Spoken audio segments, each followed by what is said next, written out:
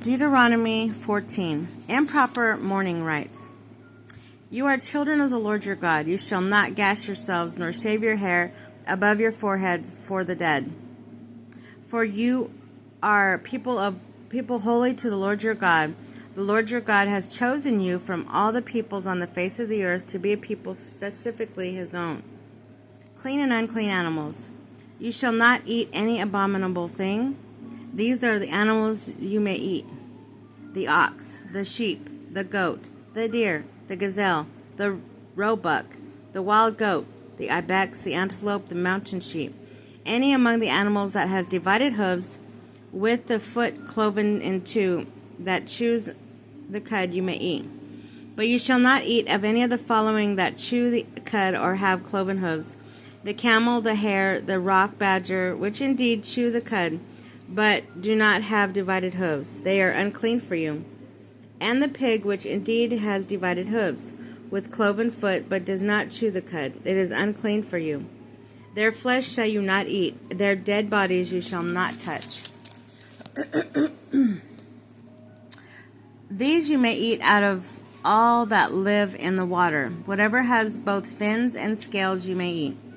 But all those who lack either fins or scales you shall not eat. They are unclean for you. You may eat all the clean birds, but you shall not eat any of the following: the griffin, vulture, the bearded vulture, the black vulture, the various kites and falcons, all the kinds of crows, the eagle, owl, kestrel, the long-eared owl, the species of hawks, the little owl, the screech owl, the barn owl, the horned owl, the osprey, the cormorant, the stork, any kind of heron, and hoopoe, and the bat. All winged insects are also unclean for you, and shall not be eaten. Any unclean winged creature you may eat. You shall not eat the carcass of any animal that has died of itself, but you may give it to a resident alien within your gates to eat, or you may sell it to a foreigner, for you are a holy people to the Lord your God. You shall not boil a young goat in its mother's milk.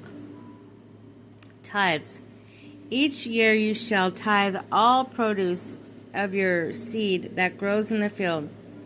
Then in the place which the Lord your God chooses as the dwelling place of his name, you shall eat in his presence the tithe of your grain, and wine and oil, as well as the firstlings of your herd and flock, that you may learn always to fear the Lord your God.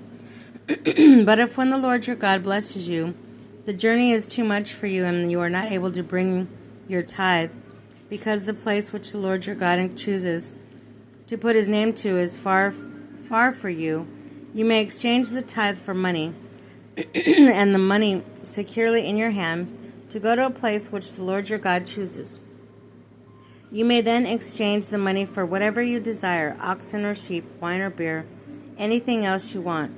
And there in the presence of the Lord your God you shall consume it and rejoice, you and the household together. But do not neglect the Levite within your gates, for he has no hereditary portion with you. At the end of every third year you shall bring out all the tithes of your produce for that year and deposit them in your own communities, that the Levite who has no hereditary portion with you, and also the resident alien, the orphan, and the widow within your gates, may come and eat and be satisfied, so that the Lord your God may bless you in all that you undertake.